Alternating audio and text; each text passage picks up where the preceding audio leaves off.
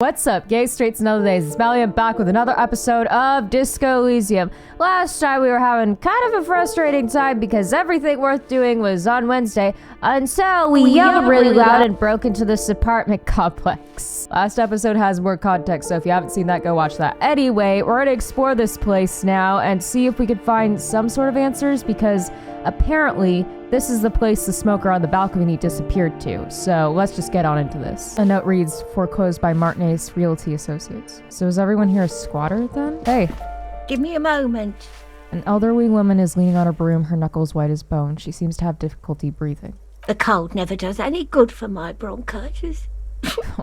First time the policeman asked you, no, we don't have a badge to show, do not, no, she let us in. We don't have to do this. I feel like if we're sympathetic to her, she might be a little more open to giving us answers. Are you all right? Should I call a doctor? I'm fine. Fine.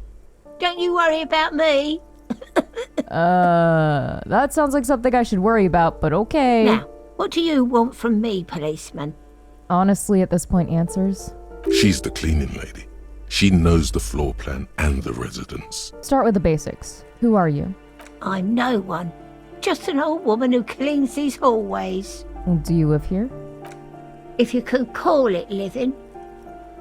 I have a little room upstairs right next to the coal room. It's probably why you're coughing. It's barely bigger than a closet. But I don't complain, no. I have my bed and my aching bones to keep me company. And that's all I need from this world.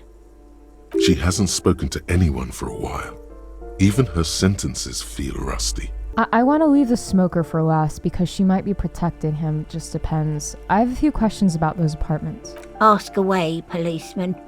Okay, do you know who lived in the foreclosed apartment? The hell am I supposed to know? Another nut job, I assume. Okay, is one of the residents on a vacation? Their mailbox is overflowing. People come and go. I don't keep an eye on everyone. But you must see something. They probably just moved or died.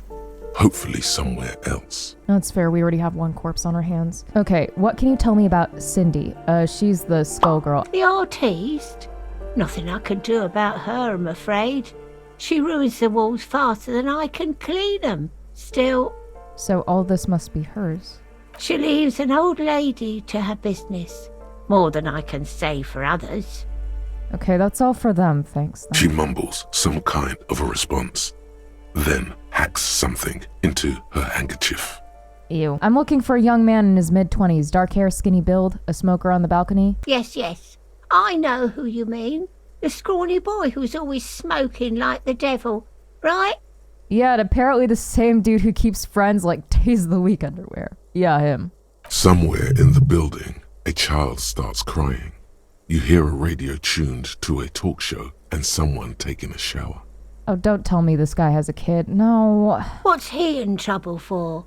No, that's the fastest way to get us thrown out. No trouble, I just want to talk to him. Do you know where he lives? Talk?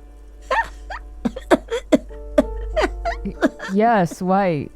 Why is this funny? What was so funny about that? Yeah, same rhetoric. What? He lives upstairs in room 28. Go to the balcony. It's one of those doors there. He's usually home in the evening. Okay, sure. Thank you. We should go check out his apartment on the balcony. See if he's home. Okay, we'll do that, Cam, thanks. What the fuck was so funny about... I'm so confused. Okay, what's this? More money. Shit! This place is loaded. Maybe we will have enough to pay our rent for tonight. You hear someone walking around inside, rearranging the furniture. The number on the panel says 10. Well, might as well knock. The walking stops abruptly, but no one comes to the door. Maid, I can hear you in there. Do it again. A poor communard, from the looks of it. The room is barely bigger than a closet. That... What? None of that matched the subtitles. I'm confused. Who is this? Demands a female voice, very intense. This is the police. Please open up. Do I have to open the door? I don't know what voice I was expecting, but I was not expecting that.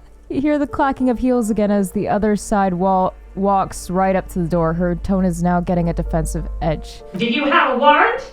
I'm not obligated to open the door if you don't have a warrant. Okay, lady, jeez, I just want answers. Chill. Let's go. We don't have a reason to get inside that apartment. Okay, fine, Kim, we'll leave it It's alone. generally easier to do things if you have literally any reason. I get it, Logic. I just wanted to try. What's this? This door has been closed with a padlock. A chalk-drawn number on the board says number 11. Okay, isn't that illegal on apartments? Then again, isn't this place foreclosed? I don't know what laws run here. Okay, what's on the padlock? It's a solid lump of metal, but the shackle is deeply corroded. A solid pair of chain cutters would make short work of it. We do have those. Better whip out those cutters. You won't get very far otherwise. Well, I can remedy that later, but maybe check if someone's home. No reply. It is likely that we'll get this open, so let's do this. The shackle snaps like a twig, and the lock falls to the floor with a little thud. It should be possible to enter now. No objections, Kim? Really? After you, detective. Oh, okay, you want to go in. Oh. Because if this is abandoned, maybe this could be our free place to stay. What's this? Photos of revolutionaries posing with guns. Books of critical theory on the monstrosities of capital and such. A plaster cast bust depicts a middle-aged man with impressive sideburns. The name on the plinth reads Kraz Mazov. Kraz Mazov, nom de guerre, was an economist and a theoretical historian. He was a leading figure in the Grad side of the turn-of-the-century revolution, where he headed the 9-day government. Mazov is considered the father of scientific communism, Mazovian thought, or Mazovianism. That says 11-day, but sure. Why does this tenant have a bust of Mazov in their bedroom? The White Star, the photos on the wall. I think we have broken into the apartment of a young communard. How fitting. Money? Ooh, no, but a fancy-looking blazer, a classic white summer jacket loved both by the Samaritan Communist Party, and the accompanying subtropical drug traffickers. It fits you well regardless of your political ambitions. You know what? It's a swanky jacket. It's just a fucking jacket, and I want to wear it. We'll wear the police cloak a little later, but come on, we look snazzy as hell. Okay, we're done on this half, I think, which means we need to go check out the other half, and then that leaves the balcony. We'll do the outdoor area on this side because we have more business on the right side anyway. There's also another door up here. Okay, that's it. There's several doors up here. Okay. We'll try them on our own first. Ooh. Oh, we're very close to paying off our shit now. Nice. This place turned out to be a fucking gold mine. There's several doors up here that we can investigate before talking to Sit. Why do I have issues with that name? The door is locked, okay? Shares news, someone lives back here. It's probably Cindy. Okay, what about this door? This is also blue. Ooh, maybe she lives here? I see a cat pillar. She probably lives here. This. Someone's been sleeping here recently. It's probably her. 100 tiny feet scurrying beneath the grate, the rats of the city. God damn it. Enough coal to last for several winters. Smells of chemicals. Take pants? One electrochemistry. God ass. Although these jeans look worn, the wearer must have had an ass given to them by the mighty Lord himself. That beautiful peach-shaped man has imprinted itself so deep in the fabric, you can't but wonder if wearing them would start molding your own vague rear side into a more shapely form as well. Oh my god, Harry, put them on. Do we have thoughts about The pockets of these new jeans are perfect for sticking your hand into. Makes you look cool, calm, and collected. As your hand enters the pocket, your fingers brush against something, soft yet crinkly. I got a tight ass now. Hey, it's a chewing gum wrapper. Ew. It reminds you of the fruity juice of apricots. You should inspect it closer if you have time. Something about the wrapper's texture is familiar. Okay. By the way, the raw materials were most likely exported from Seaguy, the apricot suzerainty, and processed in Sur-le-Clay into the apricot-flavored chewing gum loved by kids of today and yesterday. Something about it is familiar, and not only to your fingers. What? You know what? Let's look at that now. A gleaming chewing gum wrapper found in the pocket of the laborer tight-ass jeans. It gives off an ever-so-faint scent of apricots. Your mouth starts watering. Crinkled chewing gum wrapper. The worn label reads, Tutti Frutti. Oh, I know It that smells brand. faintly of apricots, with a barely noticeable twinge of cinnamon. I legitimately know that brand. I haven't heard it in a while, though. You feel compelled to point out that there's nothing fruity about cinnamon. It's a spice derived from tree bark. Cinnamon's not a fruit? God. Can a used wrapper shrug? Seems like that's what the wrapper is doing somehow. This is not about flowers or bark. What is this about? Why are you looking at this wrapper? We're gonna be thorough, okay? You decided to point out a fucking gum wrapper to me with my tight-ass jeans. It was gonna give me a nice little peach butt. We're in. Why do I even care about this? Good question. There is no answer or secret phrase written on the inside of the wrapper. Yet you're drawn to it. Drawn by regret. Stop before you hurt yourself with a Tutti Frutti wrapper. Throw it away, please. God, Inland Empire, you sure you're not angst as well? No, I'll hang on to it just in case. I'm gonna hurt myself with the gum wrapper. Maybe it'll give me a paper cut. Okay, I'm glad we spent time on that. But I'm gonna get a tight ass for Kim to check out of it. Anyway, hello, Skull, because for some reason I develop a speech impediment when I try to say your first name. Hey, what's up? Ooh, the piggies have learned how to saunter up staircases. I didn't think you could do that with hooves. But here you are. That's right, we've evolved. Yeah, I can see that. Cool mutations. You like my pants? That smell coming from her paint bucket. It's not paint. It's heavy fuel oil. Oh yeah? Red-dyed heavy fuel oil is only used in government vehicles, or at least that's the idea. We'll ask about the coal room first because I worried that we might freak her out with the government thing. Is that been the coal room yours? Ooh, not only have you found my address, you've discovered my biggest secret. I'm a coal miner. Okay, Anne. She does have eyes that seem to be smeared with coal. Really? You're a miner? Yes, I keep hoping a shaft will collapse on me, but somehow it never happens. Okay, this one seems insensitive. I guess I'll go, it's not the nicest place, but I guess I'll have to do. It doesn't have to do anything at all. Nothing does. Like me. Right now, I'm doing nothing at all. Is that government fuel oil? What did you think I was using? Aquarels? Sucked it out of a cop's fuel tank myself. Back in Jamrock. I don't want to say that might be mine, but apparently I'm a Jamrock boy, so hey. But also, fumes are bad for you, okay? Listen, I'm gonna try to reach her. It's probably not gonna work, but I'm gonna try. Something to think about next time you're driving around in your pretty little piggy carriage. Okay, fine. Okay, then the only way left to go is up. Got a lot to investigate up here, actually. Let's start with this. Curtain shift just a little. Someone is watching from within. That doesn't surprise me. Everyone is watching us at this point. A lot of apartments down here. I guess we'll start down here then. Just a door. Nothing for you here right now. Now, do you mean to imply there's something for me here later or what? This door is made of metal and appears to be reinforced. Someone here really values their security.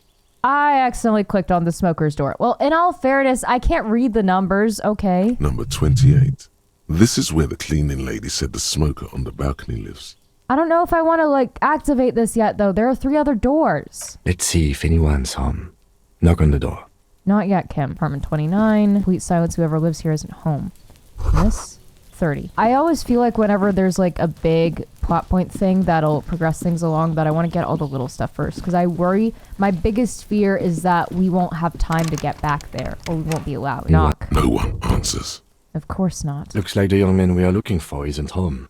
I think our best chance to catch him is in the evening. Yeah, because right now it's only 11:57, which means evening isn't going to be for a while. We should return tomorrow after we have finished with our day's work. Tomorrow? How about 9 p.m.? Sound good? 9 p.m.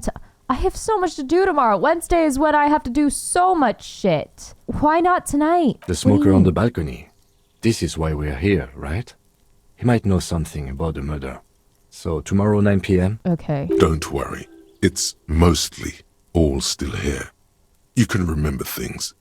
You got this. Well, I literally wrote it down, so we will. Sounds good then. Tomorrow, 9 p.m., right here. Apartment number 28. Good, let's go. Damn. Turns out it's quite tricky finding someone in a big apartment building. Don't worry. You'll get him. Thanks, reaction speed. Maybe I pry this open? I have a An pry old bar call now. box with a matrix of push buttons lists all the companies in the East Delta Commerce Center. Oh god, there's so many options. The doorbell. Slipstream. You hear static from the intercom speaker. It sounds as if someone has picked up the receiver, but isn't saying anything. You can almost hear them breathe. Okay, hello, is anyone there? Yes, hello. This is Tricentennial Electric. Why are you echoey? This is a woman's voice crackling and fragile through the static.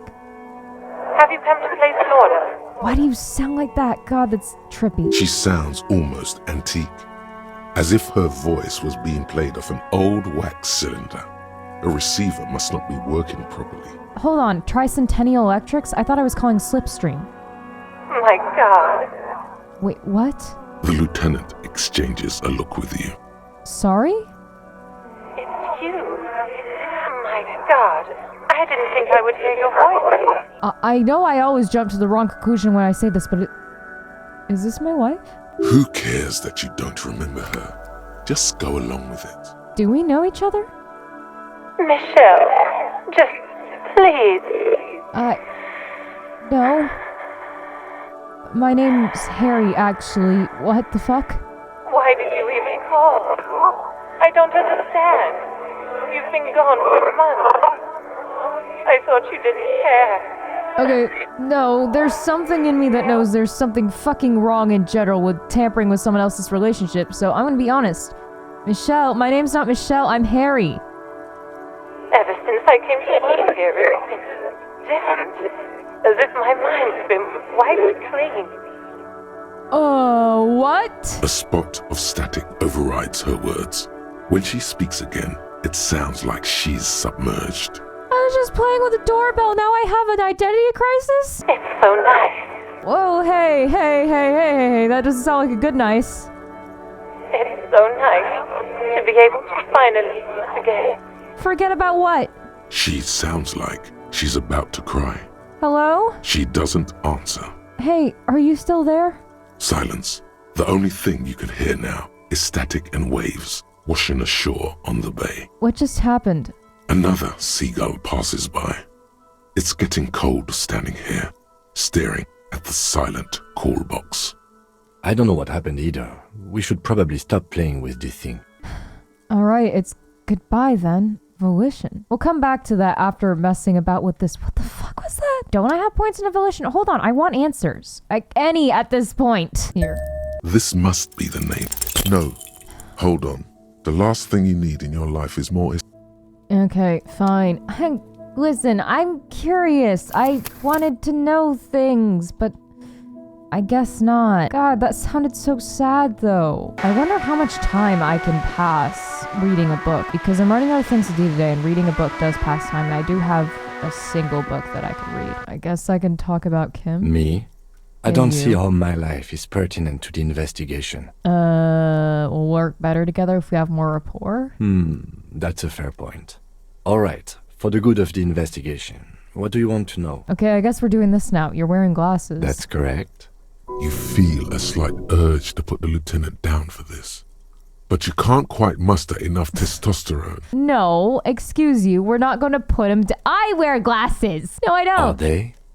They're mostly just cumbersome. Tell me a secret about yourself. No. I'm going to ask again. Your brain sends the signal to your lips, but they refuse the order.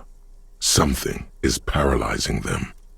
You're pretty sure it has something to do with the lieutenant's eyebrow. But I have a swanky coat, though. It's like you're locked down. What is happening to me? Something the matter, detective? Stop fucking giving me the look so I can ask you things. What's going on? It's like you're a puppet in his hands. Gay. Okay, fine. There's nothing we can do because Harry's got a crush. I The hit give lieutenant up. relaxes his eyebrow, and you seem to regain control of yourself. Aw, okay. Do you ever talk with yourself? What do you mean? You know, when you're thinking, do you ever have like conversations with, like, your brain. I got, like, even names for them. There's drama, there's Inland Empire, there's logic, there's I got a lot of names. You got those? I have no idea what you're talking about.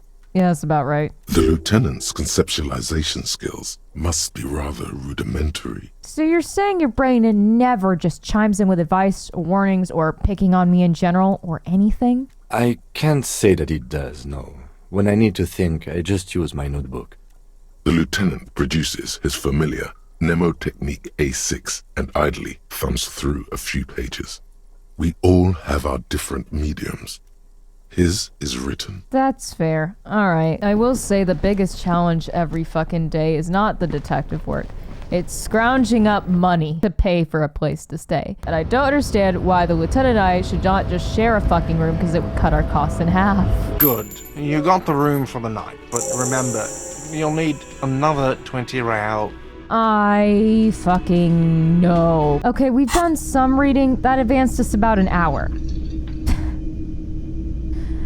Oh my god. I legitimately thought that it would be a matter of, like, again, I'm gonna use Skyrim because it's my biggest point of reference. I thought it was gonna be like Skyrim, where you sit out of bed and you click the amount of time you want to pass. Oh, sleep for 3 hours, or like the waiting feature, but no. Tragedy calls. After all this, you still haven't found the answer to the one question that matters. Who is Dick Mullen? Fine, we'll try this white check. It's not gonna Your work. quick eye notices a small caterpillar crawling across the spine of a book. The title reads, Dick Mullen and the Mistaken Identity. I cared about the lady panicking over the phone, but sure, this is the one we succeed at. Fine, what do we have here, mistaken identity? A worn paperback from Dick Mullen's classic hard-boiled phase. The premise seems to be that Dick Mullen is framed for the murder of his best friend and has just a few days to prove his innocence. Why does this speak to me? Could it be the motifs of unstable identities and shocking betrayals? That's probably right. I'm a complicated guy, full of contradictions. Then this is the book for you.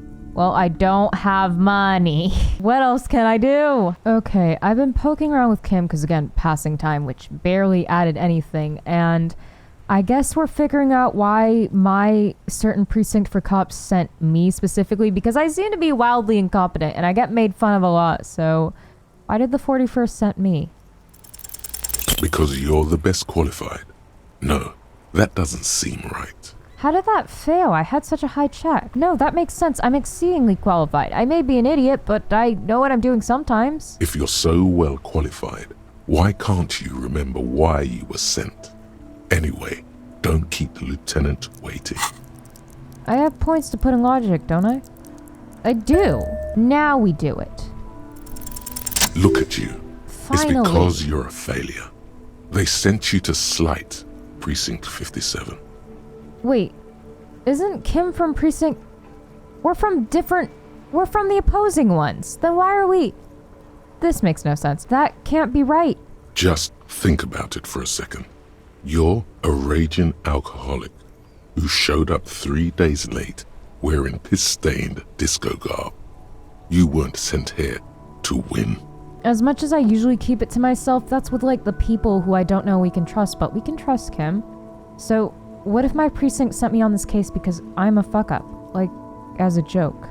I've considered it. So it's true. It would be immensely ugly of them, not to mention unprofessional. But I also think it's somewhat unlikely. Why is that? I checked the records. This jurisdiction dispute, who polices Martinez, reaches back to the 30s. It's as old as my station. And all this time we can't decide who gets Martinez? I think, yes, both stations would prefer a win. Let's flatter him a little bit. So you are their finest. I am the finest of nothing. Okay. Expected that, but I mean, he's been pretty great at keeping us on a leash. Do you really see me as a safe bet? Safe? No. Nah. But you're old. You've Oh. made it this far. Something has brought you through. We've only just started working together, so I don't know what it is yet. But it's there. Thank you, I think. I think he's just being very logical. I don't think he means to be mean at all. So no, I don't think they sent you as a joke.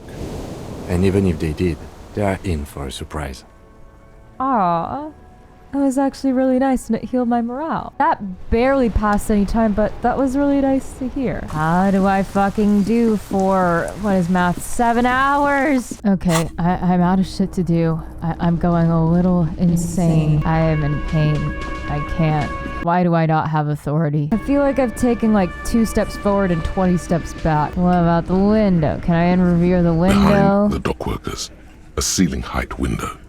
The hawthorn branches scrape the glass like bony fingers.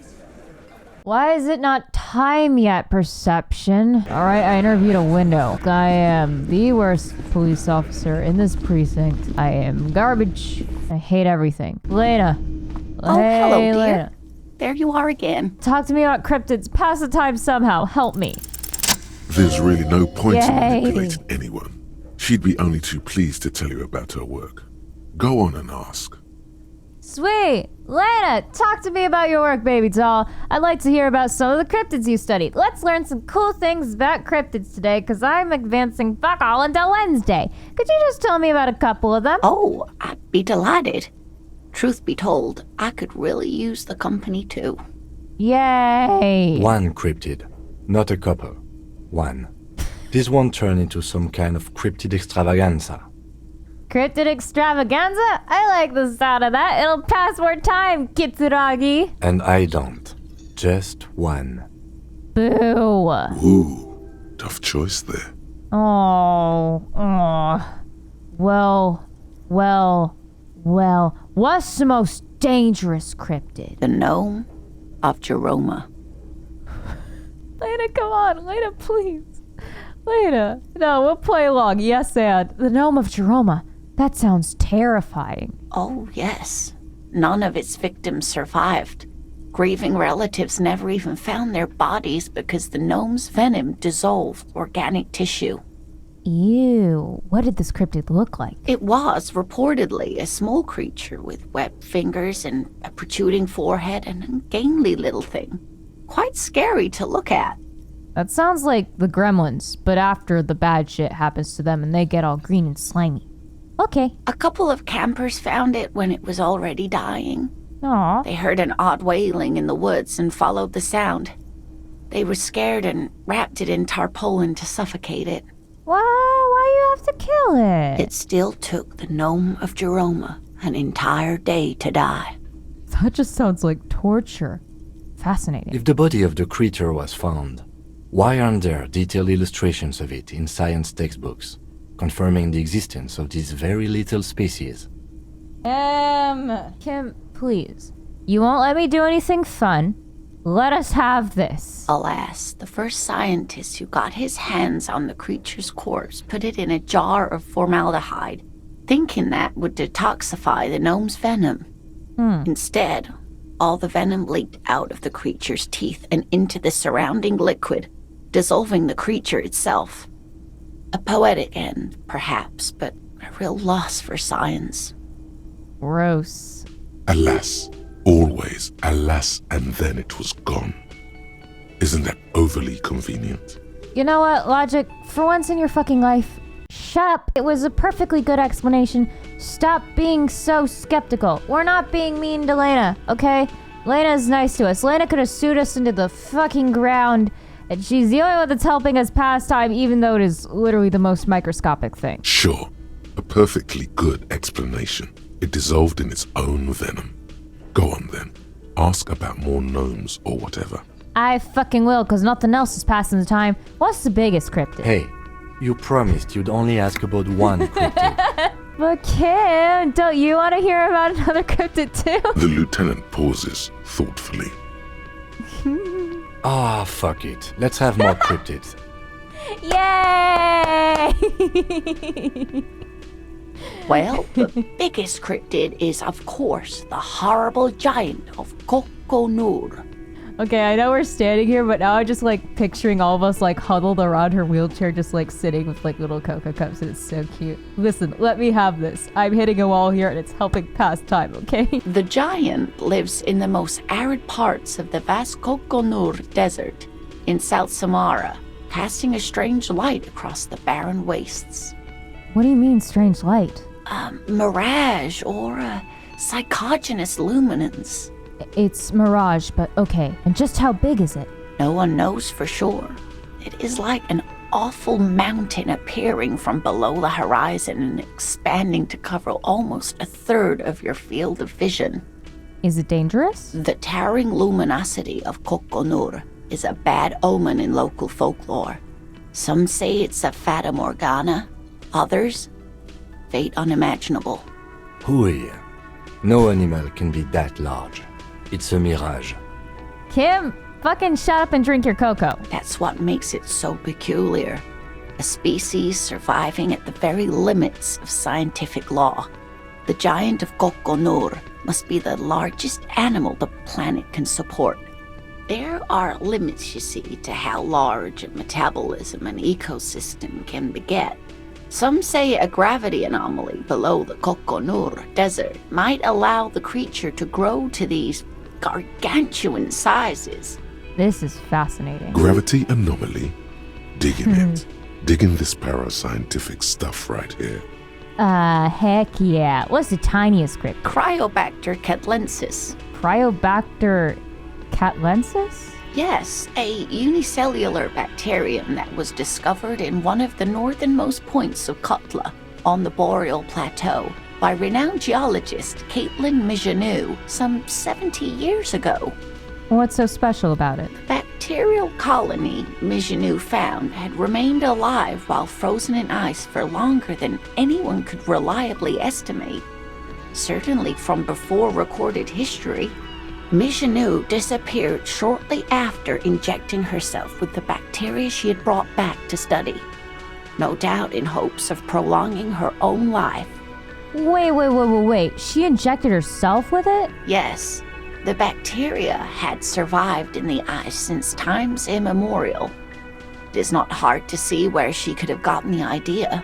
It's actually a little hard to see. But do go on. You want more marshmallows, Kim? You mean there is an immortal geologist wandering the world? Yes, and she's quite mad, too. After she treated herself with the bacteria, she stopped aging, but also became increasingly eccentric and irascible, so that even her oldest friends were forced to pull away. So she herself became a cryptid, is what I'm hearing. We can assume that she has been living somewhere in the wilderness for decades now, all alone except for the Cryobacter catlensis coursing through her bloodstream. Fascinating. So, are there any invisible cryptids? And then we gotta move on before Kim stabs me. What an interesting question. And the answer is yes, there are. Of course. All fairy tales have someone or something invisible in them. Shush, Kim. She's gonna tell me about the invisible cryptid. What is it? It's the Col de Mama d'Aqua. What? Its name means thin whisper of sound, and that's precisely what it is. Self-replicating sound waves, invisible and intangible. The Col de Mama is very afraid of us, which makes it incredibly difficult to track. Col de Mama d'Aqua can also be translated as a whisper light and low. Oh, please, let's pretend we have a connection. A whisper, light, and low. Yes, that's another translation. They're both quite lovely, aren't they? Yes. Although the low part is a little ironic. The Col de Mama d'Aqua makes, or rather is, such a high-pitched sound that other animals, including humans, can't hear it. It could be everywhere all of the time, and we wouldn't know. Huh, so like a dog whistle, but higher? Fine, I'll bite. How can an animal be a sound? Come on, Kim, play along. Many scientists have asked the same question. Some have claimed that it isn't itself a sound, but a tiny corpuscle that emits sound waves. But there's no evidence to support this theory. Could it be here? Right now? It could be. As I said, it could be everywhere. And we wouldn't know any better. It could be ringing all the days of our lives and nights. And why is it so afraid of us? That is a sad story. A group of university students assisting with the field work in their enthusiasm for the project, and no doubt because they were preoccupied with impressing their professors, nearly drove it to extinction. Extinction? They tried to communicate with it and had no other means but sound.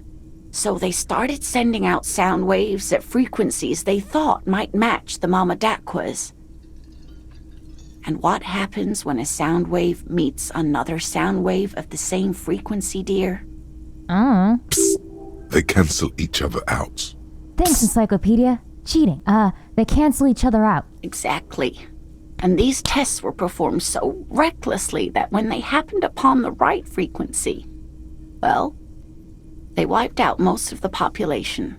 Oh no. Also, thanks. Totally didn't cheat there. After that, the corpuscle appears to have migrated elsewhere.